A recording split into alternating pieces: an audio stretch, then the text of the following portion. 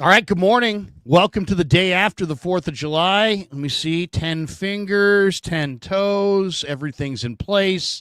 We blew up a lot of stuff last night, but we're here to discuss it. No, we're not going to discuss that. We're going to talk little Niners, and Chapman's in the house. We've both been vacationing for the last couple weeks. It's going to be a good one. Join us right now. It's the Krug Show meets the John Chapman Experience. It's going to be great.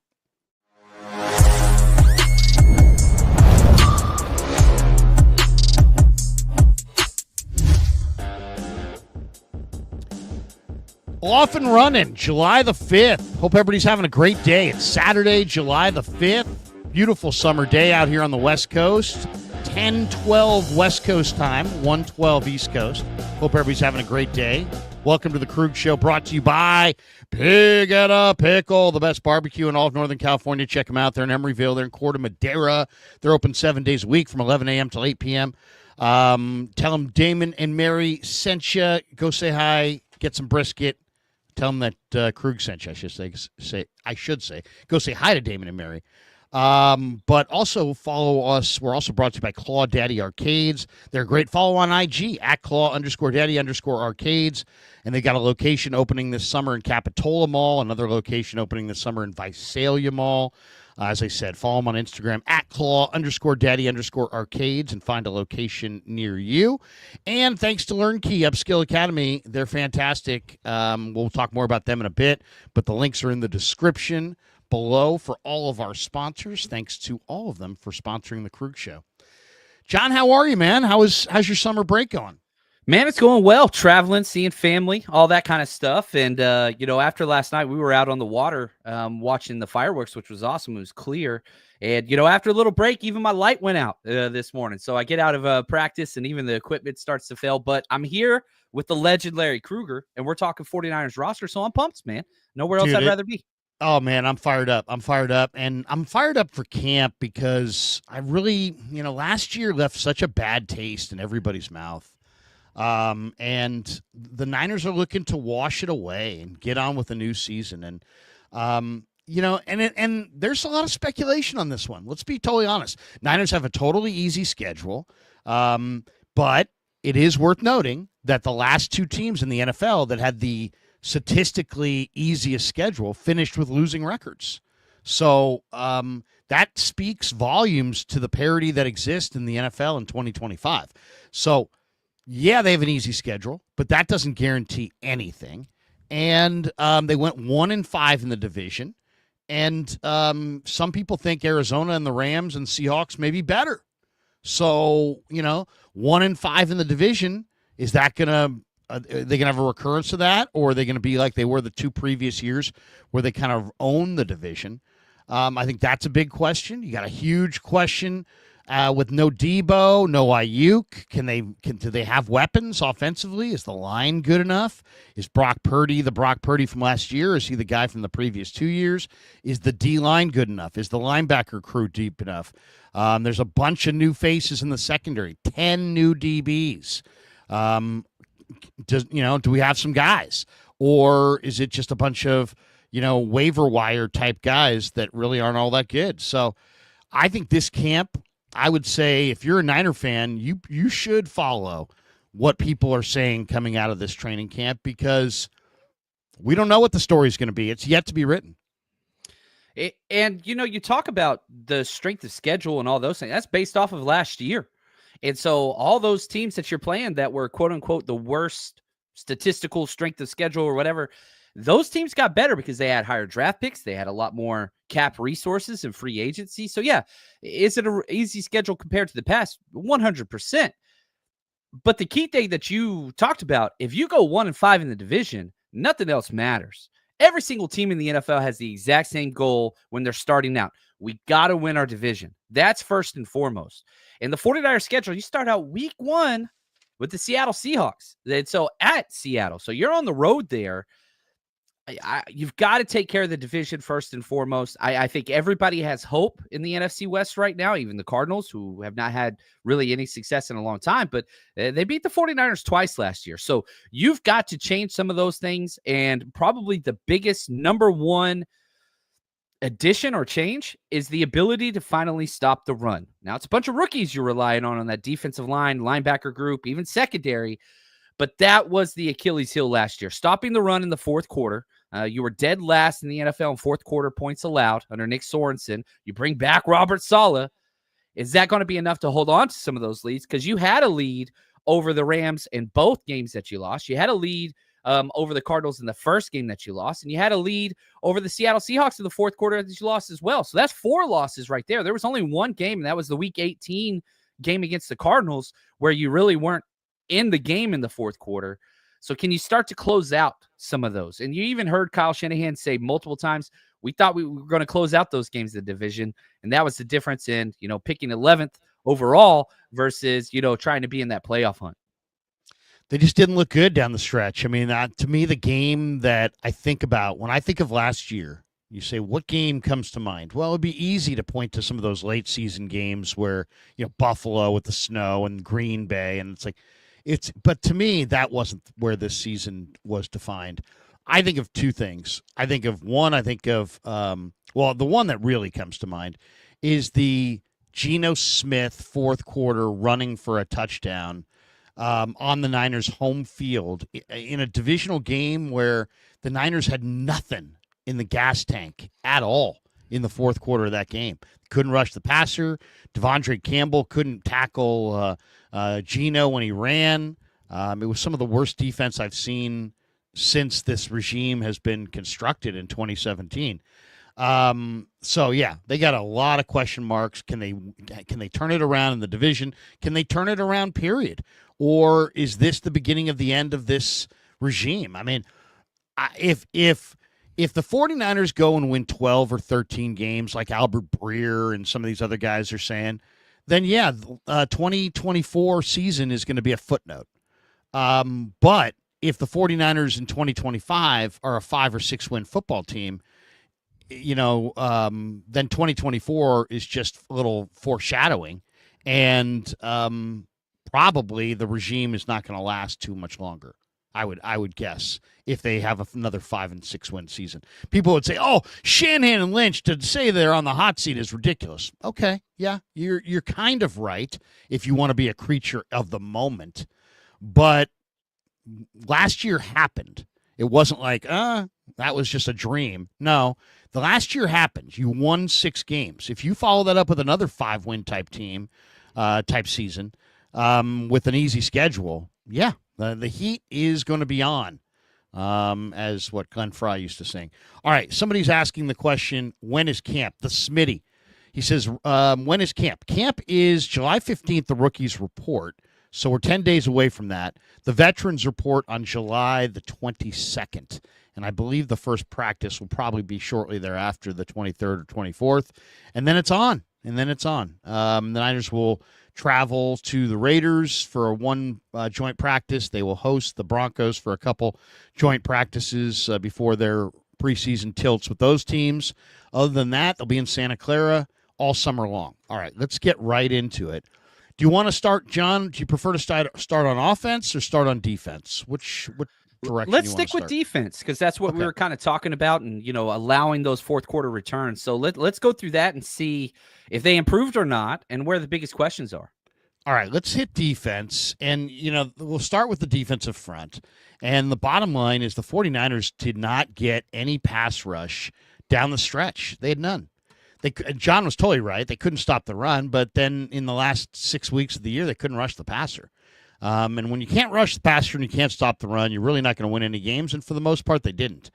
But in the offseason, they have poured resources into their defensive line. They drafted Mikael Williams in the first round. They drafted Alfred Collins, who's yet to get on the field, in the second round. He's starting to concern me. I got to admit that. C.J. West was drafted in the fourth round. Sebastian Valdez was signed after the draft, and then Bryce Huff was signed as a free agent, or traded for, I should say, just recently. And so you've got Huff, Williams, Collins, West, and Valdez added to your defensive line. How much confidence do you have in this defensive line? Are you more concerned about the tackles or the ends? Usually they go with 10 which would be 5 defensive ends, 5 defensive tackles generally. What do you think? What do you think of the D-line? I think it's designed to stop the run, and you got a little extra Parmesan cheese at the end with Bryce Huff, who could come in and kind of give you some versatility in the pass rush.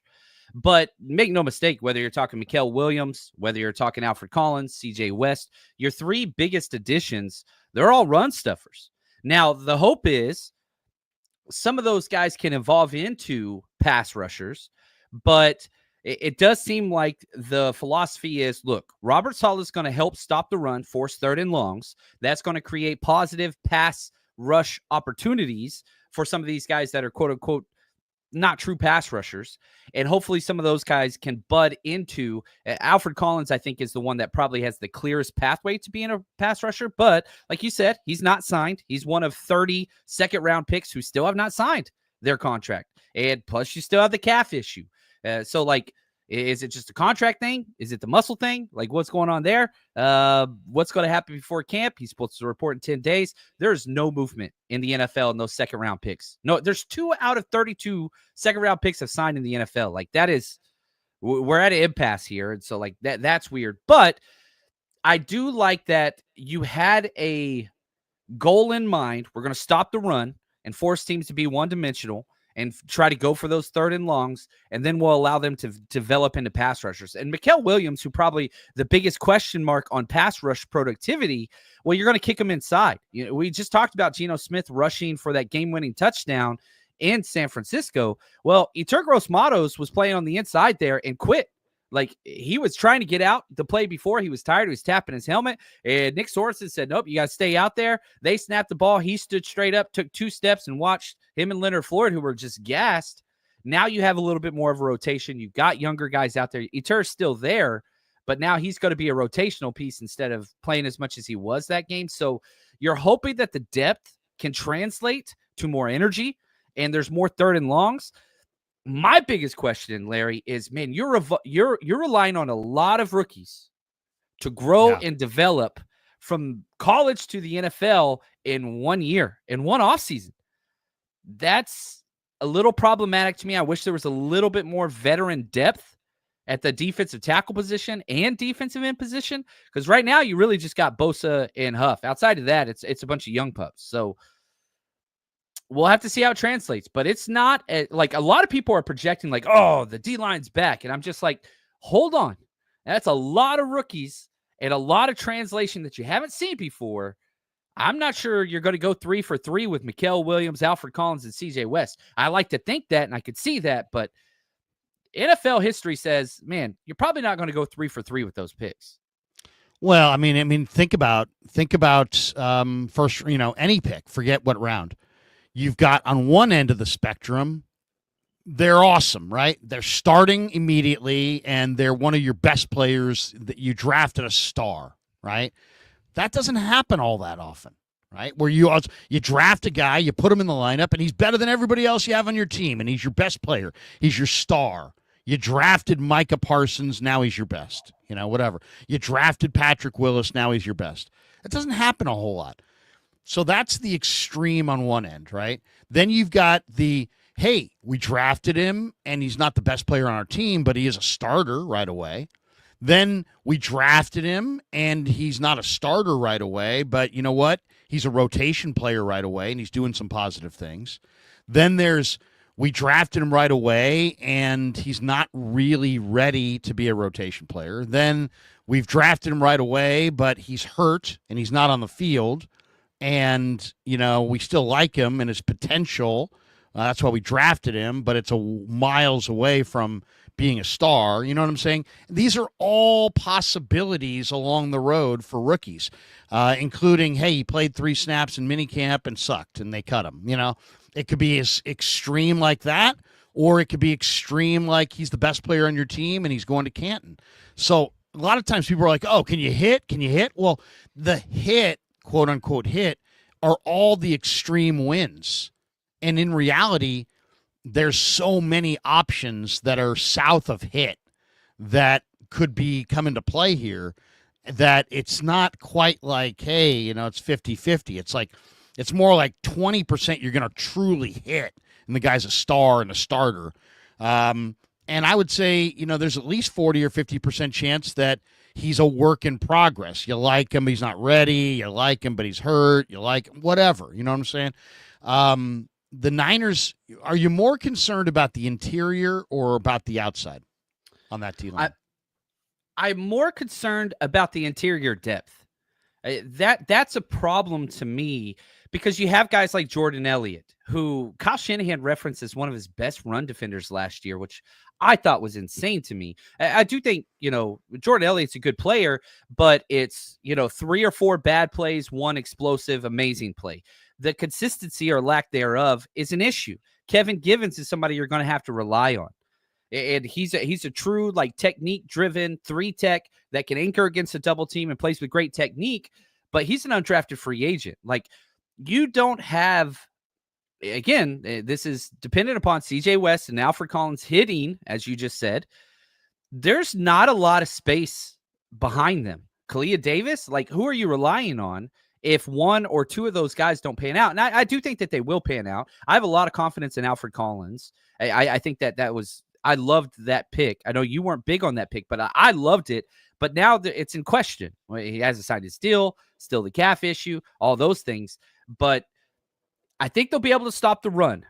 But I don't know who the pass rusher is. Besides kicking in, Mikael Williams, besides Eter Gross-Matos playing tackle, whatever, who's rushing the passer? So that's great. You're going to stop the run. And I like that they addressed that need full-fledged. They went all in on that. Somebody got to hit the quarterback. I don't know where it's going to come from on the inside. When they paid $20 million for Hargrave because they felt they needed an interior pass rusher, then they got rid of him because he wasn't very good. He wasn't worth the money. But as you said, who's going to rush the passer from the inside? Now, Jordan Elliott's interesting. The Niners signed Jordan Elliott to a 2-year, $7 million deal last offseason, and he struggled. He only had 7 pressures. And you said Shanahan said he was one of his better run defenders. Well, PFF doesn't think so because his run stop rate was 4.6%.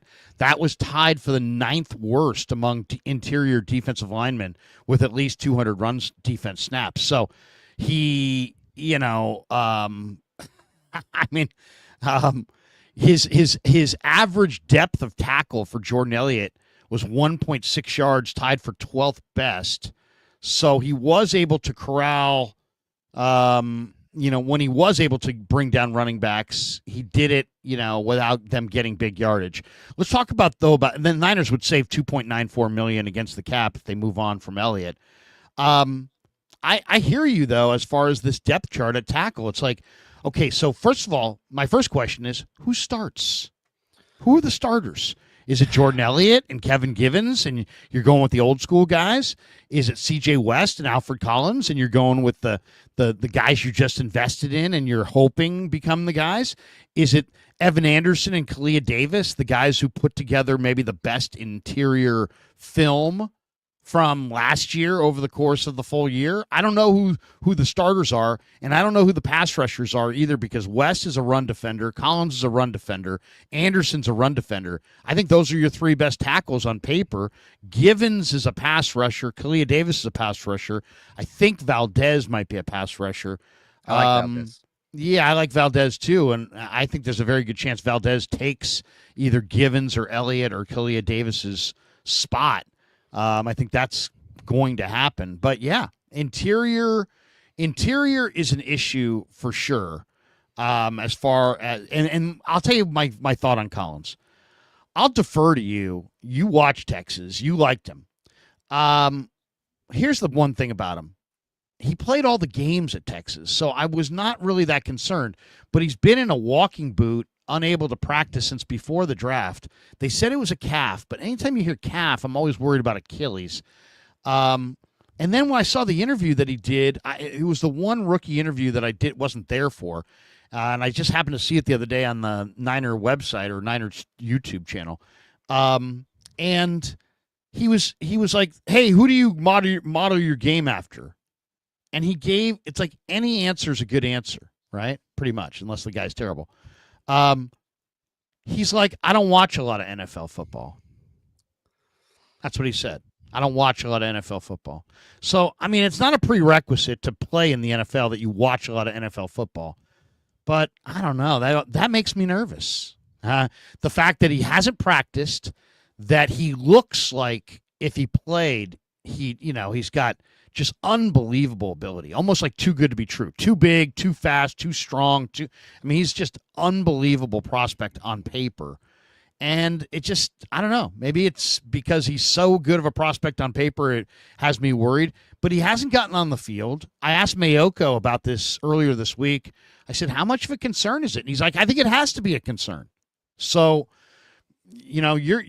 Texas ball. Is Collins a concern, or is he going to, once camp starts, he's going to be this wrecking ball and we're going to laugh at even the notion that we were concerned? I do think you have to be concerned. And again, I am a Texas guy. I was, before day 2 of the NFL draft, I tweeted out what I wanted the 49ers big board to be. Alfred Collins was my number 1 before the 33rd pick went. Like, I wanted Alfred Collins badly. And my favorite thing about him is he's his best in the biggest moments of the biggest games. 3rd and 1, 4th and goal, 4th quarter. Alfred Collins is the guy. And played in 64 out of 65 games, like you talked about. Like, he is a guy. Now, he was a 2-gapper, run stuffer. Like, that was what they used him for. And they got their pressure off the edge. And they basically told him, look, dude, your job's not to rush the passer. He was a situational run stuffing player. And his big impact was deflecting passes batted down, things like that. That's how he contributed there. I am concerned. But you asked who the starters were. If I had it my way, the 2 starters would be, I'd go with Alfred Collins, assuming he's healthy, and Evan Anderson. Base situation, those are the 2 guys I want out there. Just stop the damn run. Then rotate in whenever it's 3rd and whatever else. You could keep Alfred Collins out there. But who I think the starters will be, I think it's going to be Jordan Elliott and the 2nd round pick, Alfred Collins. They love Jordan Elliott. I don't know why. He didn't even get a sack last year. 2 quarterback hits only. He's not good against the run, but like, they love that dude. And he came out in the draft, the same draft as Javon Kinlaw, and Chris Kusarek was high on him then. And so it's just like one of those things, like, why can't I quit you? Like, they love that dude. And I don't see it. So my guess is Jordan Elliott and Alfred Collins will start, but man, I want Evan Anderson to get some more snaps early. Our lads agrees with you, John. They have Jordan Elliott and Alfred Collins right here. They do great work, starting on the defensive line. Yeah, no, our lads is a fun. I love if you're looking for depth charts of the NFL that are complete and up to date to the minute, this is it right here. It's even better than NFL.com. I'm not even joking. Yeah. Jordan Elliott, Alfred Collins. I guess I would say my starters have to include CJ West, because I think West is really good. But he doesn't get off the ball, and I think he's better against the run than the pass. And getting off the ball is a big part about being an NFL defensive lineman. It's hard to win in the NFL if you don't get off the football. And CJ West doesn't get off the football that well. That's the downside. Now, I'm not concerned at all, because that's a refinement that will happen at the pro level. That's a Chris will get him faster off the ball. It's just about timing and desire and learning tricks of the trade and how to get off the ball. But once CJ West starts to win off the ball and get off the ball quick, then I think you're going to see a dominant player, because he's winning despite not getting off the ball. If you watch his Indiana film, at least. All right, let's talk about the defensive ends for a second. So my 5 defensive tackles, by the way, are Jordan Elliott, Alfred Collins, CJ West, Evan Anderson, and then I think it's a 3-man battle between Kalia Davis, Kevin Givens, and Sebastian Valdez. And I think there's a chance Valdez gets that job. I would not be shocked if now if there's an injury, maybe 2 of those guys get the job. Heck, if there's 2 injuries, all 3 of those guys are going to wind up making the team. But I would say of the 5 defensive tackles, Collins, West, Elliott for sure, Evan Anderson for sure, those 4, and then Kalia, Givens, and Valdez battling for the 5th spot. As far as the defensive ends, you need 5, and you got Bosa, Mikael Williams, Bryce Huff, Yatir Gross-Matos. those four. And then I think everybody else, the other four guys, Beal, Garvin, Teron Jackson, and Sam Aquinu, I think they battle for one spot. I think Aquinu's got the upper hand on it. But that's kind of how I see the defensive ends. What do you think of the defensive ends? I mean, there's a lot of speculation. Some people are still speculating that Niners may offload Yetur Gross-Matos for cap reasons. I think if they were going to do it, they would have done it by now. So I think Yetur Gross-Matos is I think John Lynch is very invested in Yetur Gross-Matos showing something. So what do you think, John? I mean, as the defensive ends, Mikel, Huff, Bosa, Yetur Gross-Matos, do you agree that it's Beal, Garvin, Aquinu, and Teron Jackson for that last spot? Or do you think Aquinu's in front of Gross-Matos? Yeah, I don't think I'm a huge Samo guy, and I trust him a lot more at the defensive end spot than Yetur Gross-Matos. But because, and again, if we look at it with the context we just provided, there's a major question mark at pass rusher, at defensive tackle. Well, Yetur Gross-Matos helps you there. I think he would be the one in the NASCAR package to kick into tackle before Mikel Williams even early on. So I think that's there. But from a true end perspective, Sam O was already in starting reps, Bosa was injured, whatever else. But it was Sam O and Leonard Floyd starting ends a few times last year. And so I think that there's you've got your top four, Bosa, Huff, Mikel Williams. Those are your top three. Then after that, you've got Yetur Gross-Matos, Samo, Robert Beal. That's somebody that I think big name. He was drafted as a speed rusher out of Georgia. He's been the exact opposite. They flipped it halfway through the season. You look at those last 4 games, he's only playing run snaps now. It turns out he's a pretty damn good run stuffer and sets the edge incredibly well. Not why you drafted him. And they were so frustrated because he couldn't rush the passer for beans. But it's well, wait a second. This dude set the edge pretty damn good. They had no choice but to play him with all the injuries last year. So now, okay, well, we got this Robert Beal guy who is a stud special teamer. You only had really 2 to 3 quality special teamers last year. Well, Robert Beal was one of those. And he could set the run, which Robert Saleh cares more about than anything. So I think it's a clear define, those are your guys. And then, Garvin and Teron Jackson, those are your practice squads. Neither one of them probably make it. One of them clears, you bring them back. But man, this end room, I think, is kind of decided. I'm not really seeing much competition here for who's making the 53 and who's not. Something could change, but I think it's pretty clearly defined. I wish there was one more guy fighting for that 53. I do wish there was a little bit more veteran presence here, but I got Bosa, Huff, Yetur Gross-Matos, Mikel Williams, Sam O, Robert Beal. I think they keep 6. Wow. And they've flipped here a few times where they've kept 5 ends, 6 tackles. They've kept 6 tackles, 5 ends, and they've done 5 and 5 because they always manipulate the roster with pup and all that kind of different whatever. But I think you need all 6, especially whenever you bring in Bryce Huff, who is just going to get 20 snaps a game as a pass rusher only. I think you need those other guys, especially with Mikel Williams kicking inside pass rush, Yetur Gross-Matos kicking inside pass rush. This is a position where I think you keep 6 personally. I wouldn't hate it. To me, it's such an important aspect of football is being able to move the opposing quarterback off his spot. That if Beal looks like a ton and Aquinu looks good, I'd keep them both. I wouldn't cut the same way. There's certain positions you just don't cut. You don't cut quality cover corners, and you don't cut really dangerous pass rushers, because that's where the game is won, I think. So, Beal, I will say this. It is now or it is never for Robert Beal. I mean, you don't get forever. He was a 5th-round pick in 2023. It's now July of 2025. It's go time. He's either going to show something and be a part of this thing, or he's going to get cut. And if he gets cut, Eagles are claiming him day one. Yeah. He's exactly what they want. Oh, and then they have the rest of his team over, college team, right there on that same Georgia, on that same Eagle line, all those Georgia players. All right, let's move to linebacker. It's, to me, the best battle of camp is going to be D. Winters against Nick Martin for that number 2 linebacker spot next to Fred Warner. A lot of people expect Winters to win it. I would say, I like Nick Martin. I think Winters. Winters is nice, right? He's fast. He's athletic. He just is not. He doesn't really when he hits people, they don't go down. They just don't go down. It's like he's not a solo. He doesn't have a lot of power in his tackling. He's very fast.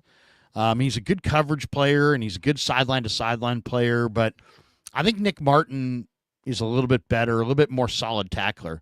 And that's his best part of his game versus the weakest part of the game. The other, like contrasting styles. Yeah, very well said, Larry. So you got Winters, you got Warner, you got Nick Martin. Whoever starts, they're all going to be on the team.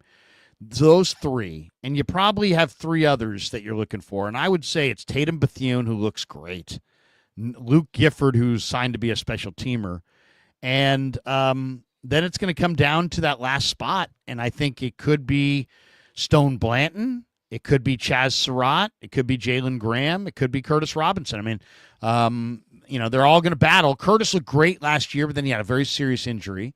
He's a tremendous guy. They're Walter Payton candidate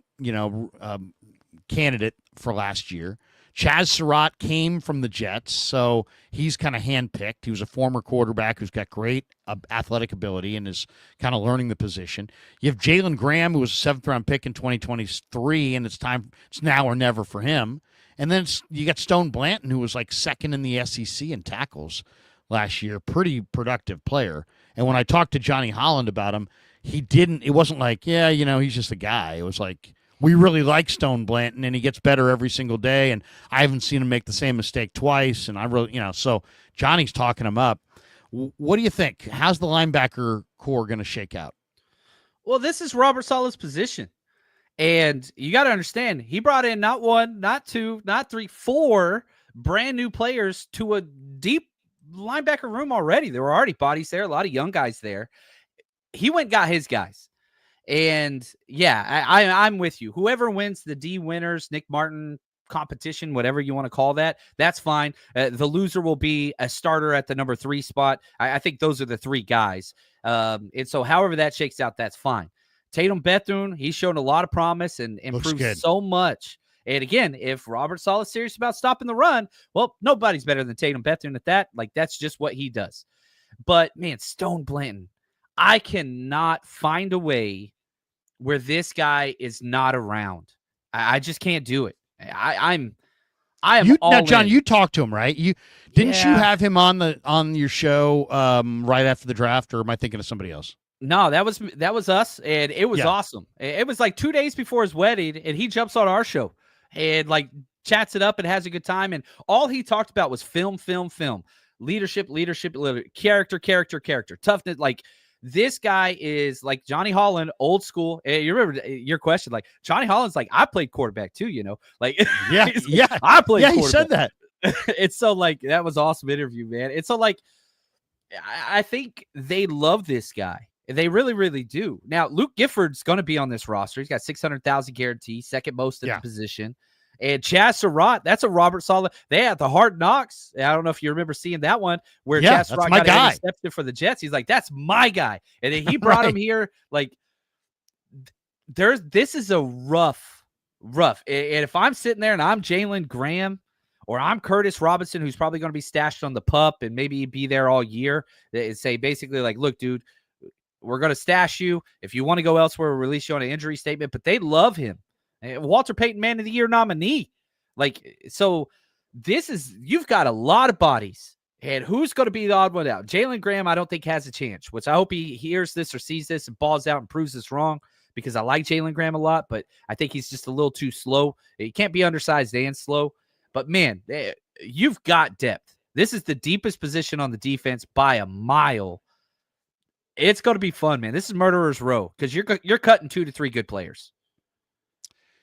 You got some good players there. There's probably going to be at least one injury, right? Because it's linebacker. And these guys, the collisions is the name of the game. So let's say we got to come up with 6. It's Fred, it's Winters, it's Martin. Those 3 for sure. Luke Gifford for sure. Once again, I did a video on this about the money aspect, and the money aspect plays a role. Gifford is going to be on the team. So that's 4. So you need 2 more. I think Bethune, to me, looks like a ton. And Agreed. then I would say Surratt is likely to make it just on the solid connection. So there's 6. So I think those are your 6. Now, if there's an injury, and I do expect there will be one, there's an opening for either Curtis Robinson, Jalen Graham, or Stone Blanton, but I'm with you. I think it's going to be there will be an injury, but it will be Stone Blanton over Curtis Robinson and Jalen Graham. So, and I don't know if Robinson, will be on the PUP list or how it will work out, but I think that'll be my guess. That'll be my guess how the linebacker spot is pared down. All right, let's move to the secondary because there's a lot of, you said there's a lot of new linebackers. There's even more new DBs. There's 10 new, here are the new DBs: Trey Brown, Upton Stout, Jason Pinnock, Richie Grant, Marquise Siegel, Dallas Flowers, Saron Neal, Derek Canteen, Jacob Robinson. And then I don't remember seeing Trey Avery last year, but he's not considered a new player. So obviously they had him last year. So, okay, so let's start. There's usually 10 DBs, right? Usually 10 DBs. 5. The Niners many years have gone with 6 corners and 4 safeties. Most teams go with 5 and 5. Some teams go with 9 DBs. Maybe 5 corners and 4 safeties. Why don't we start at safety? So this is kind of interesting because you got Jair Brown and Malik Mustafa on the one line. Mustafa looks great as far as coming back. He seems like he's not that far away, but who knows? And then you have Brown, who's coming off a down year. There's a lot of Niner fans that don't believe in him anymore. I'm not one of them. I actually do believe in the kid. I think there's a lot there. But then the Niners went out and signed Richie Grant and Jason Pinnock. I like both those signings, and they drafted Marquise Siegel, who runs really, really well, and actually had a couple big hits in the East-West Shrine game that I saw. So what do you think? I mean, do they keep 4 safeties? And what does that mean for George Odom, who's a special teamer? I mean, it seems to me that George Odom, who's a valued member of the special teams, looks like he's set up to be cut here. Well, how do you see safety? I agreed with you, but he had a $1 million option on April 1st. And so, whenever they kept adding all these safeties, I was like, oh, okay, Odom's going to be gone. April 1st comes and goes. And then we find out after the draft, oh, by the way, Malik Mustafa's hurt. Oh, by the way, Jair Brown's hurt. So it was kind of it was weird and cryptic because, man, you replaced Odom with the Pinnock and Richie Grant. And so if you were going to cut him, you should have cut him a month ago. But now you've got all these injuries, and even Marquise Siegel, who you drafted, he's a little bit banged up as well. So, man, I don't know, because if you were going to cut Odom, which I thought was going to happen, you would have done it before April 1. You already kicked an extra $1 million against the cap. So you might. Here's where I think they might get, depending on the timetables, because let's assume Malik Mustafa is going to be on the PUP, so he doesn't count. Okay, so he's not going to be one of your 5. Which right? means what, John? That's 4 weeks or 6 weeks? Yeah, it's 4 weeks now. 4 weeks. And so, yeah, they always are changing it 4 to 6. And if I'm wrong, oh my gosh, I wish I could look that up right now, but that's okay. Somebody you guys watching, help us out. The new CBA, if you're in the chat and you know the answer to that one, feel free. And I have no qualm saying I'm wrong all the time, even though I study this stuff. Yeah, I mean, we don't. I mean, some of these fine. Sometimes the fans do know more about some of these little. 100%. We very educated audience. Larry has my audience. Pick it up. Let's go. Now. So anyway, so let's say Malik doesn't count. Okay, Jair Brown, that's 1. Jason Pinnock's getting a lot of guaranteed money. He's making it. That's 2. Marquise Siegel 3. George Odom 4. Richie Grant 5. That kind of works. I don't know. What am I missing there? Well, I'll say this. Pinnock and Grant on the practice field look like a ton. They really do. They both look really good. Starting week 1. They look really good, John. I mean, really good. Pinnock is fast and covers, and he looks fast for a safety, and because he's a former corner. And Richie Grant was a second-round pick. And I know when people signed him, when the Niners signed him, people were like, special teamer. And I'm like, wait a second. This guy was a second-round pick at Appalachian State like 45 minutes ago. Now he's a career special teamer. So I like Richie Grant, and I've seen him look really good on the practice field. So I don't know. I mean, I kind of feel like the violence that you see in football, a lot of it is manifested at this position, and it's like almost like you can never have enough of these guys. I get the feeling that this safety discussion is much ado about nothing, because I just think that they're going to wind up needing all these guys. I mean, Mustafa out-hits his body. Brown the same. Odom I think of as more of a special teamer, especially after watching Justin Jefferson blitz him in that Minnesota 97-yard touchdown pass. But I don't see them cutting anybody. I think it will kind of solve itself. I think they're going to need all these numbers, and they may even need another one. Are you in that camp that believes they should go sign a Simmons or a Blackman or one of these veteran safeties, or do you think you would be happy going into camp with what you got? If you didn't have Malik Mustafa coming back, then yes, I would. But like half of your problems right there. And yeah, Marquise Siegel hopefully can develop into something. We still don't even know where he's going to play, whether that's slot, safety, whatever. Like, and Jair Brown. Like, so you've got a lot of bodies there. Now, the 49ers have the cap space to sign anybody that they want to sign, but they're going to roll that forward. So I wouldn't be upset with it, but I know Justin Simmons, and he is not going to sign anywhere unless he's going to be starting all year. I don't think the Niners can promise that. And so that's why, again, whenever you talk about signs or trade, it has to make sense for the team, has to make sense for the player. If you're Justin Simmons, why would you come here? Hey, man, we want you to come back until Malik Mustafa comes back and maybe Jair Brown, and we're going to rotate. Like, no. That ain't how I play. I'll wait. I know I'll start somewhere.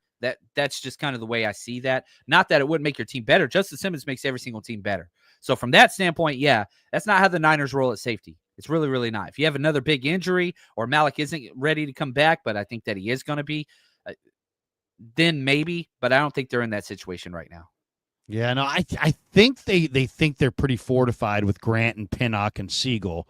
Mustafa's obviously the best player back there. If Brown could bounce back and be really good, now you've got one of the deepest positions on the team, right? You got Mustafa, who's a great young player, and you got Jair Brown bouncing back, and Grant and Pinnock and Siegel and Odom, and as backups. I mean that's pretty good. All right, let's talk about what I think is maybe the most interesting position on the defense, and that's the corner, okay? Oof. So most teams, as I said, go with 10 DBs, maybe four safeties, 6 corners. You're probably not going with more than 6. Most teams go with 5. Unlike the old days where your top corners played all the time, your number 3 corner was important, and the number 4 and 5 corners weren't important. In today's modern game, the 4th and 5th corner are on the field all the time. You could make an argument that they're some of the more important players you have. So you have to have depth at corner. The Niners have Renardo Green, Demo Lenore, and most likely either Trey Brown or Upton Stout to start at the nickelback. I think it'll probably wind up being Stout because I think Stout's a better cover guy. And why this is so interesting is because the Niners were, according to reports, showed a little interest in Damon Arnett last week. Now, he signed with the Texans, so they didn't get him. But the Niners and Packers both showed interest. The reason it's so interesting is that Arnett has had a world of issues off the field. And to me, when I saw that tells me that John Lynch is absolutely trying desperately to find one more corner who can cover, who doesn't cost a lot of money. Like, they could have gone after Ramsey, but they didn't. Why? Because he cost a lot of money. They don't want to pay a lot of money, but they want to find another corner, and they're willing to maybe even take a chance on some bad characters to find that player. So the Arnett interest to me was very eye-opening. And I don't know. To me, this is also where my eyes are going to be a lot this summer in camp. I'm going to spend a lot of time watching this position because you got Green, you got Lenore, and let's say you got Stout as your starters. So those 3. Now you need to find 3 more out of Trey Brown, Trey Avery, Chase Lucas, Jacob Robinson, Derek Canteen, Dallas Flowers, Darrell Luter, and Saron Neal. Okay, so then I would say if you look at the money, Right. Saron Neal is guaranteed $2.25 million. And I think what that tells me is that he is absolutely going to be on this football team. So it's Saron Neal, Stout, Demo, and Renardo. So you have 4 of your, let's say, 5 or 6 corners. You need to find 1 or 2 out of Trey Brown, Trey Avery, Chase Lucas, Jacob Robinson, Derek Canteen, Darrell Luter, Dallas Flowers. I love Darrell Luter. So that would be one of my guys. And my sense of it is that Jacob Robinson from BYU might get the other job. But I don't know. We'll see. Trey Brown is also guaranteed $500,000. Trey Avery is a very physical player. Canteen's got great ball skills. Flowers has maybe some of the best size and speed. So how do you see corner? I feel like this is just a dartboard approach. Like they just literally are, look, these are a lot of guys with high upside that kind of fit our scheme, and one of them got to stick. And I've been clamoring since the end of free agency and the undrafted free agents and everything. Outside corners is the biggest need on this team. They go, I do like the fact that they're willing to look into every single opportunity. You know, you talked about Damon Arnett, and you know, they ended up passing on him. You could have got him for pennies. I'm glad they passed on him, but I'm glad they looked into it. You remember they met with the who was the Marshall edge, you know, that had all the allegations and whatever in the draft. Mike Green, they met with him like 4 times. Yep. So like, yeah, but they didn't draft him. They passed him in the first and second round. So I like that they're looking into it, but I also like that they're being a little reserved. I do think they need an outside corner big time. Trey Brown would kind of be my inside track for winning that extra job, but he's missed 39 games in the past 4 years. But his tape's good, and he can play it. He's physical and whatever else, but it's just, man, can he stay healthy? That's the question. And if he can't, then yeah, I love Jacob Robinson, but man, who's playing nickel? You spent a 3rd round on Upton Stout. Diamador Lenore is one of the best nickels in the NFL. Jacob Robinson, probably just a nickel only early on. He's pretty light, added some weight, you know, but still, I don't know what it is they're trying to do, because I feel like they're trying to solve a problem that you finally solved in Diamador Lenore.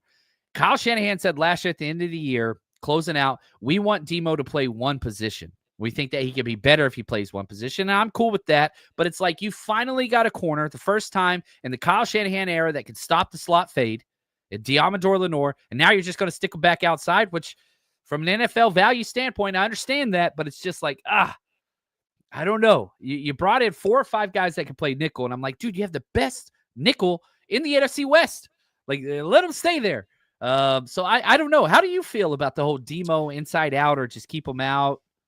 Where do you sit on that? It's perplexing, man, because on one hand, I was like, hey, man, sign Ramsey and let Ramsey play outside and move Demo inside. But I got to think that now that they've got a sizable financial stake in Demo, I think they also now have some incentive to get him out of the box as an undersized run defender. Now, the name that's out there that I would be interested in is the former Cincinnati Bengal Mike Hilton. He's out there, and Athlons said the Niners. They said they listed Mike Hilton as a strong free agent option for the Niners. Bleacher Report also supported the idea of the Niners adding Hilton, adding the Niners to the Cowboys and Raiders as teams that have interest in Hilton. If you sit there and say, why am I so hot to trot on Hilton? He is a run defender, man. He's an excellent run defender. He's got a great nose for the ball. I like this guy in college. Last year, he earned a PFF defensive grade of 75.9 or higher in each of the past 2 seasons, I should say, last 2 years.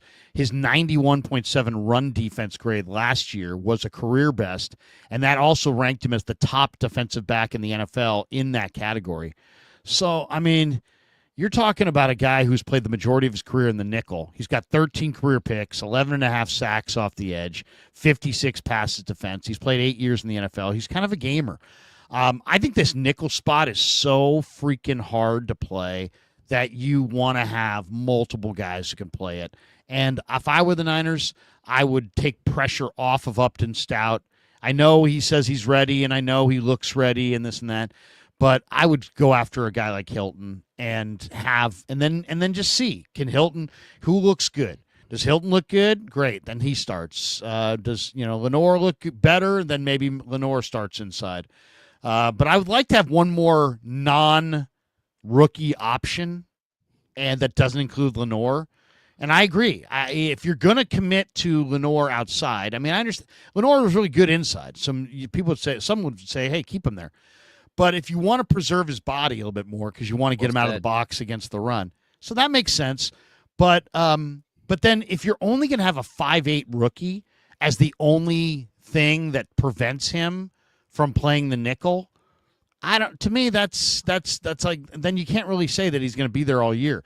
If you had a guy like Hilton, now you could be like, okay, Demo, we're going with Upton Stout or Hilton or Trey Brown, anybody but you inside, and we're going to keep you outside. And if that's the plan, I like it more. But I would like to see one more dependable. It could be Asante Samuel. I know he's had the neck problems and concussions and whatnot. But I'd like one more real corner, not a prospect, not a guy with great measurables, somebody who's actually a really good player. Agreed, 100%. And I will say I haven't even considered or entered into my argument the whole Demo keeping him outside to preserve his career. A+ by you, man. And so whenever you're at camp, whenever it's closed off to just the media, man, you got to tell us, are they moving Demo around, or is he just sitting outside? Like, that's, man, I'm so curious. I want to see how that's going to play out. Let's jump to the offense, and before we do, let's tell people, and we won't spend as much time on the offense because there's a little bit more questions on D, with the defense being remade. But we are, of course, brought to you by our good friends at LearnKey Upskill Academy, an online learning platform designed to get you job ready in 6 months or less. Doesn't matter what field you're interested in. They offer 30 different certification programs. They will help you make that next step in your professional career. They've been in business for 37 years. They've helped over 200,000 students along the way. Over 100 students every month in this program are placed in new, well-paying jobs. So LearnKey Upskill Academy, thanks to them for sponsoring the Krug Show. All right, we've got this interesting one from J49. Oh, no, actually, J49 says Larry rocks. Well, that's interesting, too. But we get this one from Alex. Alex is Kyle Pitts inquiries. Let's talk tight end for a second. There was some talk last week about Darnell Washington to the Niners after the Steelers got Jonnu Smith. Where are you at the tight end spot? Because this is another spot that I think is really, really interesting. They wanted to get Kittle in the pattern more than they had him in the pattern last year because they needed him to block. So they brought in Luke Farrell. So Luke Farrell's a good blocker. So he replaces Charlie Warner. But then you look at every other tight end on the Niner depth chart, and they're all underpowered, receiving only, non-blockers. I mean, it's Kittle, who's both. He's a two-way tight end. It's Farrell, who's a blocker. It's Dwelly, who's just a receiver. It's Willis, who's really just a receiver. It's Tongas, who's really, really just a receiver. And then it's Pline, who's a converted basketball player, and we think that he's probably much better as a receiver. So, I mean, and Kyle Pitts, the idea of Kyle Pitts, he would be another receiver. Where are you at tight end? Do you like the group? Would you add to this mix? Are you comfortable with what they have right now? One of my biggest issues with the draft, which I thought the 49ers had a great draft, but one of my own personal critiques was I really thought they were going to add a move tight end in one of the deepest tight end drafts that's been around in a long time, like, Harold Faded Jr. or, Jalen Conyers, like whatever. Jalen Conyers was there for them all day on day 3, and they passed, and they worked this guy out. Yeah, they worked it. I mean, this guy I thought was I don't know who got him, but he's gonna be a steal. I don't know who got him, but he's fantastic. So I was a little like, man, they got me there. because I really thought that they were going to add some of that. They didn't. And they need a move tight end now. I love the Luke Farrell signing. I thought that was their first priority, by the way, Larry. Like, they went out and signed him before anybody else. Like, they wanted to be able to release Kittle in the way that they wanted to and allow that kind of 12 personnel, one back, two tight end sets, do what they wanted to do. So, but man, yeah, they're betting that somebody's going to come out of that group. I don't have a lot of hope. I hope Mason Pline wins personally, just because he's the only guy that has any relative upside whatsoever out of those four guys that you mentioned. But yeah, I thought that this was a miss. I would have really have liked to have spent, like, a fifth, sixth, seventh round pick on a move tight end to develop into a spot. But we're being I'm being picky here. But yeah, I don't know who it's going to be. I want it to be Mason Pline, but that dude didn't even get snaps in training camp last year. Can he finally get into the fold? Yeah, it was a true redshirt. Yeah, they redshirted Pline. I think Pline's the guy they like is at number 3, but who knows? And I'll say this too: if there could be somebody around the league that gets cut that they would have interest in. And then there are those who are like, Krug, why are you bagging on the Niners for being 26th in the NFL and undrafted free agent spending? For that reason alone, because Jalen Conyers, I believe, might have been an undrafted free agent. There were a number of good undrafted free agent tight ends, and the Niners didn't get any of them. And that, to me, was a position of need. So, and being 26th in undrafted free agent spending, it just makes no sense at all. That is especially this year, made no sense at all, because that was the most fruitful market, and that to me sounded like it came from above. That sounded like an ownership edict, which always Jalen scares Conyers, me. He got $100,000 guaranteed from Miami. Yeah. I mean, the Niners didn't spend big money in the undrafted market, and if they had another $100,000, they may be able to get this guy. Now we'll see. Maybe a couple of these guys will wind up getting cut anyway, and they can find somebody at the cutdown. But I think they'll be looking for somebody at the cutdown if Dwelly, Willis, Tongas, or Pline, if none of those four guys show out. All right, let's talk a little bit about the offensive line. Grant Cohn had an idea the other day that I thought was kind of interesting. I kind of was in the mindset that there's nothing left to do on the offensive line, because I'm just a believer that you have to your offensive line, you have to be real. You have to either draft somebody who's real, you got to sign somebody who's real. It's very rare that you find Jordan Mailata. It's very, very rare that you find some really good offensive linemen that nobody else found, that, it's like just out there. But he suggested that the Niners go sign the former Jaguar Brandon Scherff. And Scherff started 51 regular season games for the Jaguars over the last 3 seasons. He did not surrender a single sack in 2024, according to PFF. He was 4th among all guards in pass blocking efficiency. As a run blocker, he ranked 57th. And now you've got a brand new, Jaguar front regime. James Gladstone comes over from the Rams. He's reshaping the offensive line. They let Scherff go in free agency, and he made 6 different O-line additions in the draft or outside signings. So they're trying to turn over their O-line. What do you think of Scherff, who played with, Trent Williams in Washington, who has been a very, very solid NFL guard? What do you think of the idea of spending some money on Brandon Scherff and using Barch or Colby or any of these other guys more as bench pieces and trying to add a little bit to the interior? Is he a fit? He's a fit 100%. He's one of the most athletic interior offensive linemen to come out of the NFL in the past 2 decades, and from Iowa, outside zone, coached by McVay at Washington, which you just talked about. Like, yeah, he fits, but he's 34 years old. And so, like, you would have the oldest O-line group with, 37-year-old Trent Williams, 34-year-old Scherff. He could plug and play. I think they want to go young. I think they want to go cheap. I think they want to go, if you had a couple injuries even, I still don't think that they would pull that trigger. Not saying that's a good call or a bad call, but I don't know. There's so many guards that they like. You drafted Connor Colby in the 7th round, who is basically a decade younger than Scherff, that has played that same spot. They're really high. They like Drew Moss. They're definitely high on Drew Moss. So I think they're going to stay young. I don't mind the idea of getting more veteran, whatever, but like you signed Ben Barch to a $1 million deal to be a starter. Like they are going cheap on the offensive line, and the new philosophy, whether you like it or not, we're going bargain bin shopping, and we're just getting guys that could fit. And Chris Forster outlined this for us. You were at the press conference. We believe if we could just get an average level player on that offensive line, we're going to be just fine. The Shanahan scheme, outside zone, play action pass, all that will cover up the rest of it. So we're going to spend our resources elsewhere.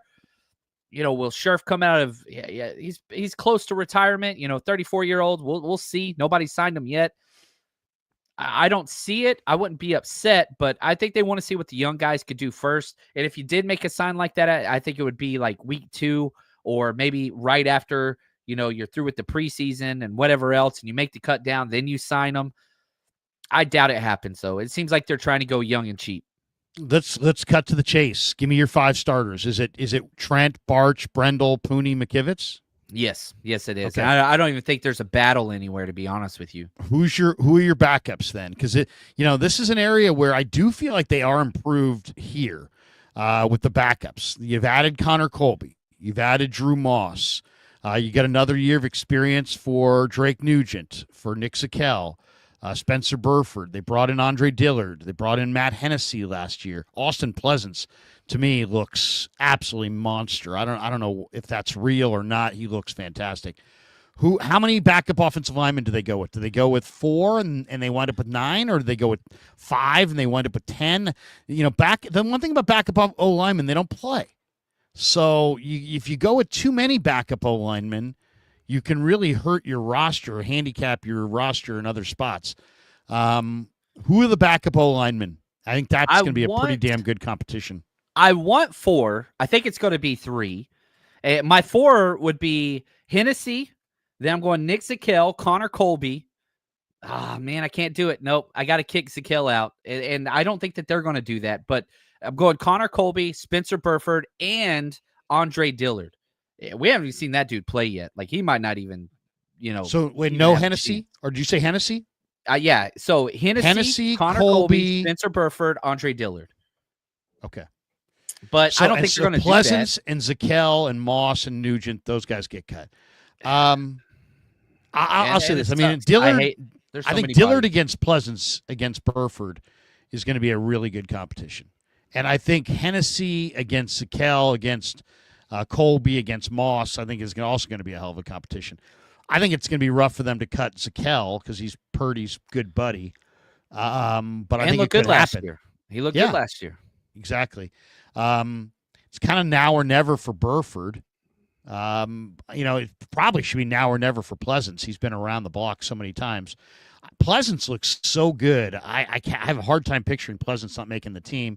But Dillard wasn't even out there. And Dillard, I think, definitely improved in Green Bay from what he put on the field at Philadelphia. He was a former first-round pick. A lot of people think of Andre Dillard as just a bust. But he's just kind of raw. And he's still big and fast and athletic and talented. So he's not that old. So we'll see. I mean, to me, that is going to be interesting. There's so many in that room, Larry. So many. Yeah, they've got a better competition for the backup spots, but they still could probably invest a day 1 pick in an offensive lineman in 2026. I'd be shocked if they don't. All right, let's talk about a couple of those other spots. Receiver. Where are you with the receivers? Because, you're not going to have Ayuk. You're not going to have Debo's gone. And Demarcus Robinson is going to miss the first 3 weeks. So you got Pearsall, but he hasn't played very much. You have Jennings in a contract year. You have the 2-4-3 guys, Jordan Watkins and Jacob Cowing. And then after that, it's just kind of, you got Demarcus Robinson, as I said, but not the first 3 weeks. Then you have Isaiah Hodgins, Isaiah Nair, Junior Bergen, who says his goal is to make the Hall of Fame. You have Malik Knowles, Tariq Owens, Russell Gage, Trent Taylor's on the IR. He's gone. This is a spot, and I don't know if I told you, but I did a video this week that was one of my favorite videos I've done in a while. Basically, what I did was I just went and I went through the wide receiver position, and I wanted to look at every team's depth chart to see who is most likely going to be, have extra receivers. I hear those notes pages turning over there, Larry. I freaking love it, dude. Seriously, I love this. So I made this video, and I just have the notes from it. So the 3 teams, John, that I found that have way too many receivers: Green Bay. They've got Romeo Doubs, Jaden Reed, Matthew Golden, Savion Williams, Christian Watson. They have who else? Mecole Hardman, Dontavion Wicks, and Bo Melton. I like Bo Melton. So I have a feeling that they may cut Bo Melton. Oh, so Bo Melton, who they're using as a corner. He's a good special teamer. He's a quick receiver. His brother plays corner for the Cardinals. But I think there's a very good chance that Bo Melton or Mecole Hardman could get cut in Green Bay. Those are kind of interesting names. The Jets, we talked about this before, but Malachi Corley, I think, is a very good chance he gets cut by the Jets. They have a lot of receivers. And then I was looking at every team in the league, and I got to Kansas City. And Kansas City has Xavier Worthy, Hollywood Brown, Rashee Rice, Jalen Royals, who they just drafted at Utah State. I think he makes it. Juju Smith-Schuster, Sky Moore, Justin Ross, and others. But one of the guys they have is Elijah Badger, who is the Florida receiver, who I didn't realize, but he's a NorCal guy. He's from South Sac. He went to Folsom High School. He's got natural receiving ability. He started off at ASU and then went to Florida. He kind of did the Ricky Pearsall thing. He sure Probably did. knows Ricky. 6'1", 200 pounds, ran 4.43. I love this receiver, Elijah Badger. And I just think that there's a very good chance that Badger gets, Kansas City he's not going to make that receiving core. But they're going to recognize that he's good. And then they're going to try to squeeze him through waivers to their practice squad. And this would be the guy that I would pluck. Now, there are a few other names I'm going to throw your way. Nick Nash, who's with the Falcons. Brandon Rice, Jerry's son, with the Chargers. Laviska Shenault with Buffalo, who's very versatile player. And Kendrick Bourne with New England. I think all those guys could get cut as well. And you might be able to choose from one of these guys. Of all of them, I think I would want Elijah Badger. I'm a big fan of Elijah Badger. You have to watch Florida film to check him out. But how do you feel at the receiver spot? How many do you keep? And I mean, Junior Bergen, Isaiah Nayer, Isaiah Hodgins, Malik Knowles. Are you giving any of these guys a shot, or are you going to look elsewhere for that last receiver pick? Yeah, outside wide receiver is a major question mark early with Ayuk and Demarcus Robinson. Probably not going to be there early. And again, week 1, Seattle, one of the most important games of the year. Like, you've got to hit the ground running against a quality secondary. You've got to have outside help. That's why I'd lean vets, and so I think Isaiah Hodgins, I think Russell Gage, I think those are the two guys that I would like to see. But I like Isaiah Nayer. I really like Malik Knowles. Now, he can play outside, but he's more of that Debo type role, tackle breaker, whatever else. Of all the names you mentioned, of all the names you mentioned, Laviska Shenault is the one, because he's that Malik Knowles Debo role. Like, you put him back at returner, done. You run some jet sweeps, done. Like, you're good there. But outside wide receiver, you've got to have somebody come out of these battles, whether that's Jacob Cowing. Now, I know people are like, well, he's too small. Well, he can play outside wide receiver. He did at Arizona, and the 4.3 speed says he can. Isaiah he looks Nayer, great in practice. I mean, Cowing looks phenomenal in practice. I'll just say that. I will take it for what it's worth. I realize, but it's practice. But he looks great right now. Maybe he makes that sophomore jump, which I think that's the Niners want him to win. The 49ers want him to win that role. It's just, can you trust him? He spent time with Brock Purdy, with Ricky Pearsall. He's added weight. Like, that's great. That's great. That's who they want to win. I mean, you remember that 50-yard catch that he had, he never got a target for the next 6 weeks after that. I think it was against the Chiefs. Like, it was just like, what happened? Like, this dude dusts a corner for a 50-yard gain on a go route and then Never to be heard from again. Yeah. It was what happened, and he wasn't lining up right. And I understand Kyle Shanahan. His quote was, "Well, he's got to earn those snaps. He's got to earn those targets." And so maybe he's earned that this offseason.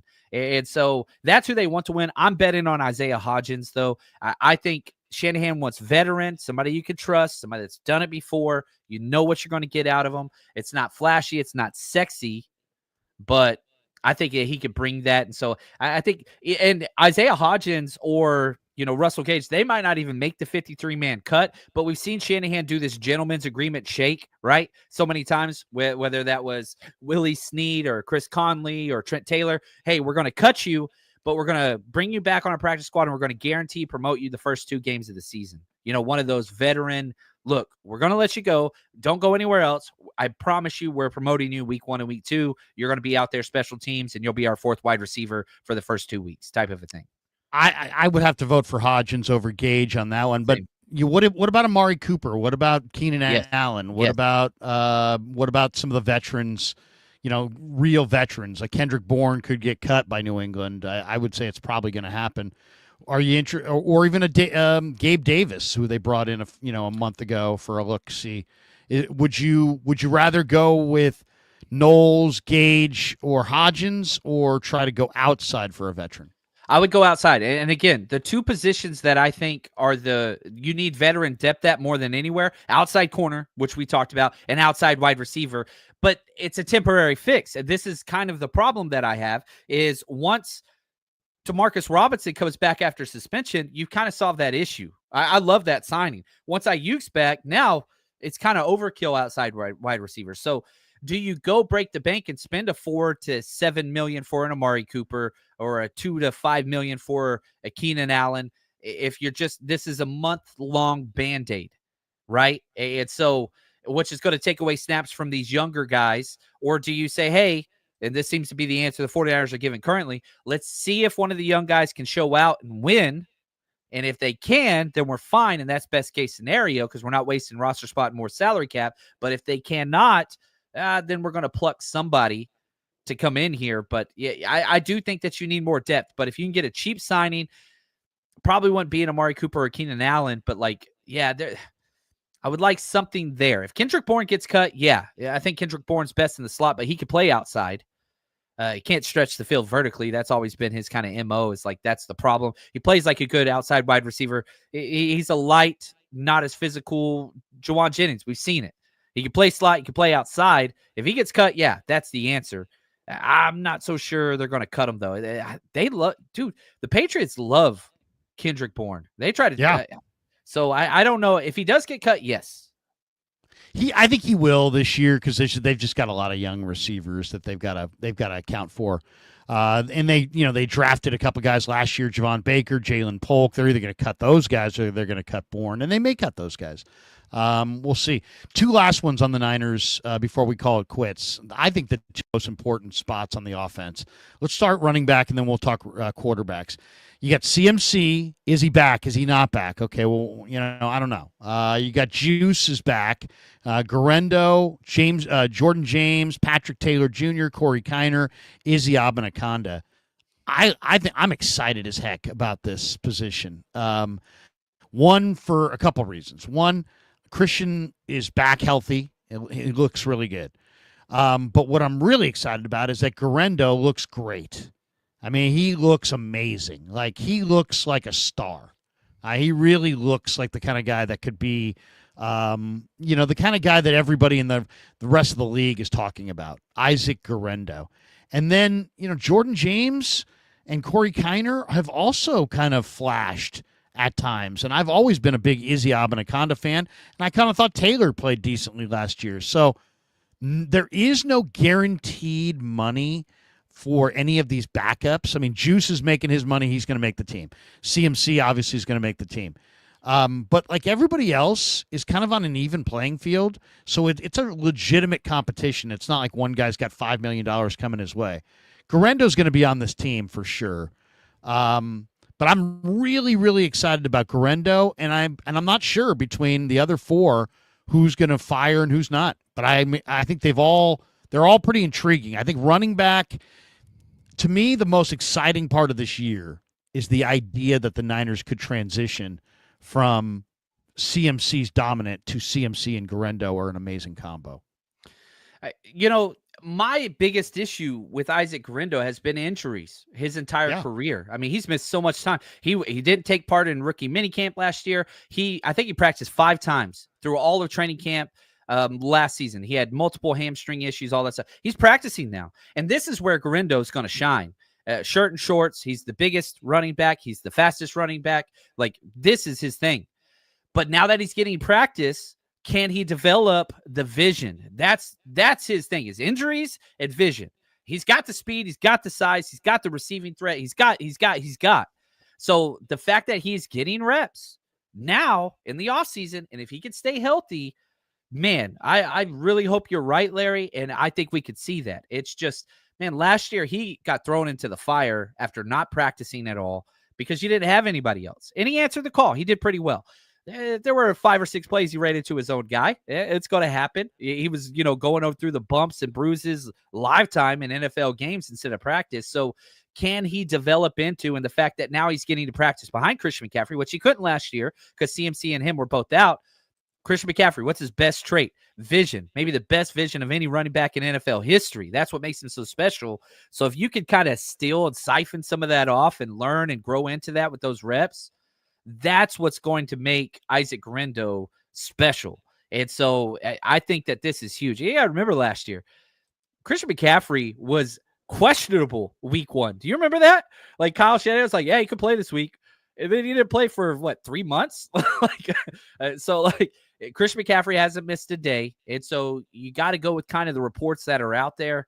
I'm excited about this room too, man. And I'm kind of worried Patrick Taylor, who's somebody I really like and I think you can trust. Like, he might get cut, which that sucks. But, man, I really like Patrick Taylor. That's how good this room is. If somebody like a Corey Kiner steps up, Jordan James is making this roster for sure. Like, I don't know. This is a solid room. I hate that Jordan Bates is not here, and he was one of my favorite players.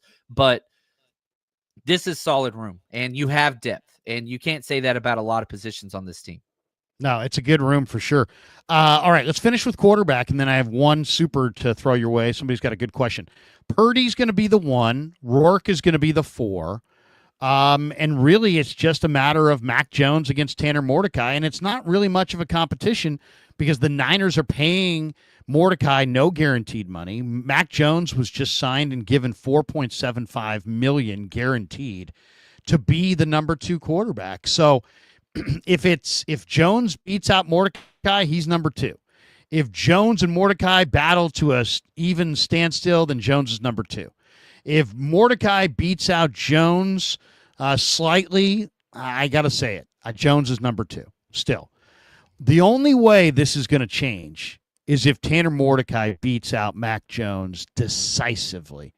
If Tanner Mordecai looks worlds better than Mac Jones, both all summer in camp and in the preseason games, I think there's a chance that in that scenario, Mordecai would be the 2 and that they would flip Mac Jones to another team, probably for some 7th-round pick. And then I could see C.J. Beathard or somebody like that who was just working out with Brock and Kittle in Nashville last week.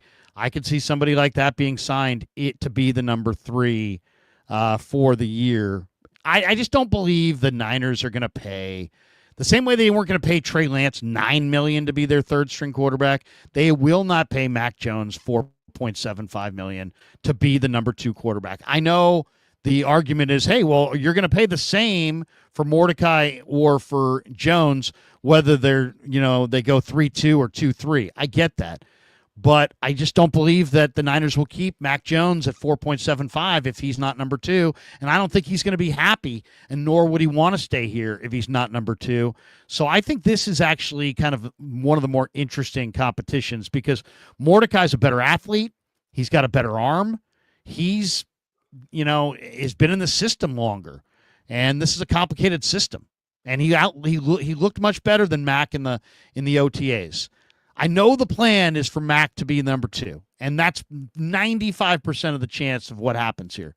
But if Mordecai beats him out, I think Jones is traded, and we see a different number 3. Give me your thoughts on quarterback. Yeah, I think Kyle got tired of the revolving door at the backup spot. This is the first time he's given out a 2-year contract to a backup quarterback in Mac Jones. He signed this year, next year, and he's got, the 4-7 guarantee that you talked about. Is it guaranteed next year too? He's got guaranteed salary is 1.51 this year, 1 million next year, but the cap that you talked about was the 4.75, so it's divided up in a couple chunks. But yeah, 4.75 coming off the books this year.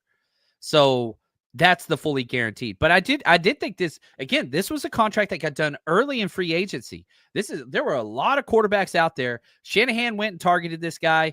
The love he's had for him since, the Trey Lance draft and all that kind of stuff. It's all documented.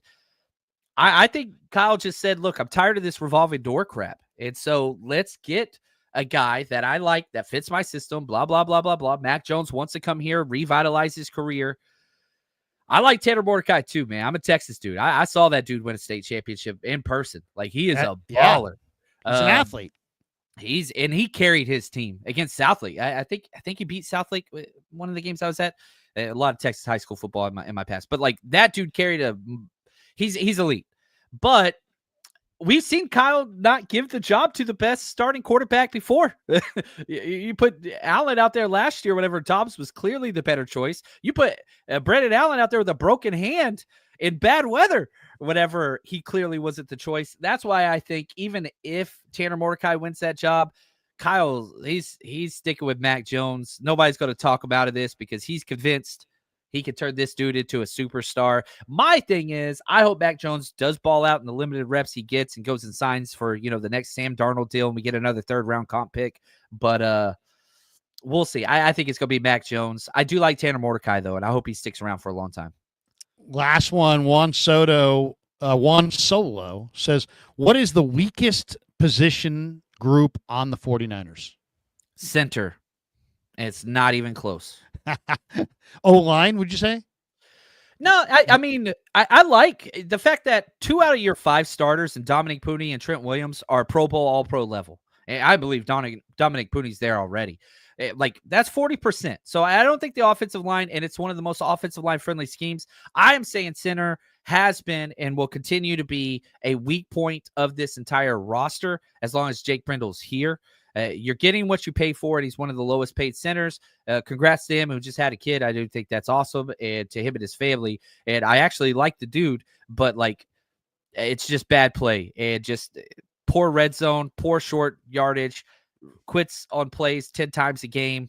Like, I don't understand what blackmail pitchers he has. That's my biggest issue.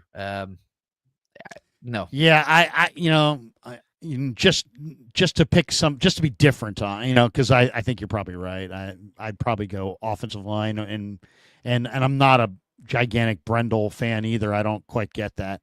But if we're talking about position group, I don't really love the tight end spot. Now, obviously, you have Kittle, and Kittle's a great tight end, so that obviously helps. But that as far as the rest of that group, Farrell to me looks very stiff, and he's big, but he looks very stiff.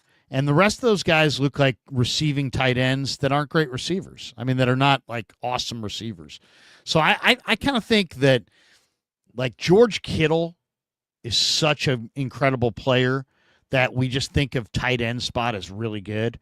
But man, if George Kittle at any point went down, I think the Niners would just be in such hurt. I think that's the weakest position on the team. I think that you don't even have guys that you could use. Like, I don't think you can run the ball if you had Dwelly. I don't think you can run the ball with Braden Willis. I don't know that you can run the ball with anybody besides Kittle or Farrell. So you got, I would say tight end. I would say tight end as a group might be the weakest spot. All right, that's going to do it for us. Camp will be here before long. John, what do you got cooking the rest of the day? Tell people, I know I just saw you put it out on X. Maybe I could call this up here. You have announced what the travel schedule is going to be for the 49er Rush podcast travel itinerary. Yeah, we're going ham, man. We are going You're to going pretty a lot much of every single. We got 9 trips this year. We're doing all the road games except for LA because we take over that stadium anyway. There's a large Niner presence. That's a home game. So yeah, if you want to come out and party with us, we throw parties the day before every single 49ers road game. We fly to the city. We rent out venues, family friendly. Kids are free to every single event. And then we host an incredible tailgate, raffles, giveaways. Again, kids are free to every event with a ticketed adult.